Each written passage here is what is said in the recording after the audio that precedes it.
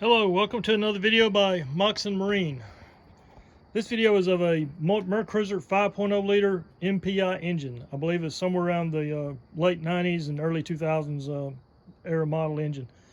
So this engine has just been started up for the first time after rebuild, and it's been a very long time getting to this point. This is one of the most complicated engines Mercruiser, as far as I can tell, ever built. It's multi-port fuel injection. It's got the computer over there, out air control motor. And the neat thing about this motor is, if you see that the distributor cap back there, it's got a flat top distributor cap, and the only thing in that distributor is a cam sensor. There's no pickup for the ignition. So as I explained in previous videos, there's no timing done with that distributor. You put the distributor in, you lock it in place with the proper clamp, and it doesn't rotate, and it's ready to go. So the timing is done by the computer completely through a crankshaft position sensor. And so when you crank these engines up, they either run or they don't. There's no timing settings you can adjust. There's no fuel settings to adjust. It's all automatic, done by the computer. So when you first start them up, you're going to be sweating bullets because it did take a little while for this thing to start up, but it finally did.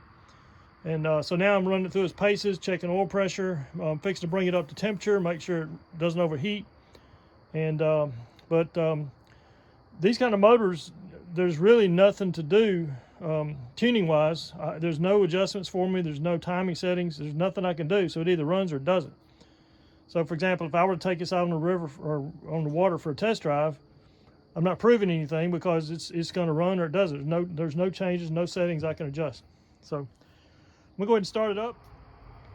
All right, we're now about to start this 5-liter MPI, and we're going to turn the water on now. So the water is now on, and I'm about to crank it up.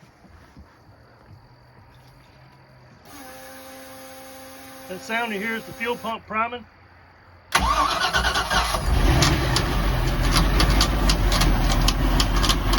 tapping sound is the power steering pump.